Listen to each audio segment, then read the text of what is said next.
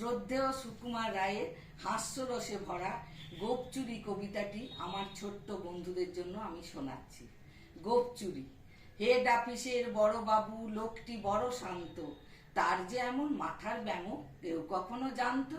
দিব্যি ছিলেন খোশ মেজাজে চেয়ারখানি চেপে, একলা বসে ঝিমঝিমিয়ে হঠাৎ গেলেন খেপে। আঁতকে উঠে হাত পা তুলে চোখটি করে গোল, হঠাৎ বলেন গেলুম গেলুম আমায় ধরে তোল।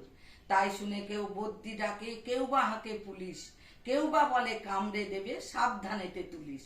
ব্যস্ত সবাই এদিক ওদিক করছে ঘোরাঘুরি, বাবু হাঁকেন ওরে আমার গোপ গিয়েছে চুরি। গোপ হারানো আজব কথা, তাও কি হয় সত্যি? গোপ জোড়া তো তেমনি আছে, কমেনি এক রত্তি। সবাই তারে বুঝিয়ে বলে সামনে ধরে আয়না, মোটেও গোপ হয়নি চুরি, কখনো তা হয় না।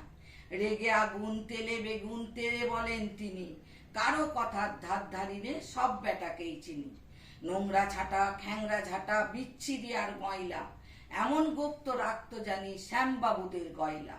এ গোপ যদি আমার বলিস করবো তোদের জবাই, এই না বলে জরিমানা করলেন তিনি সব্বাই। ভীষণ রেগে বিষম খেয়ে দিলেন লিখে খাতায়, কাউকে বেশি লাই দিতে নেই সবাই চড়ে মাথায়। অফিসের এই মাদরগুলো মাথায় খালি গোবর, গোপ জোড়া যে কোথায় রাখে কেউ রাখে না খবর। ইচ্ছে করে এই বেটাদের গোপ ধরে খুব নাচি, মূর্খগুলোর মুন্ডু ধরে কোদাল দিয়ে চাঁচি। গোপকে বলে তোমার আমার, গোপ কি কারো কেনা? গোপের আমি গোপের তুমি, তাই দিয়ে যায় চেনা।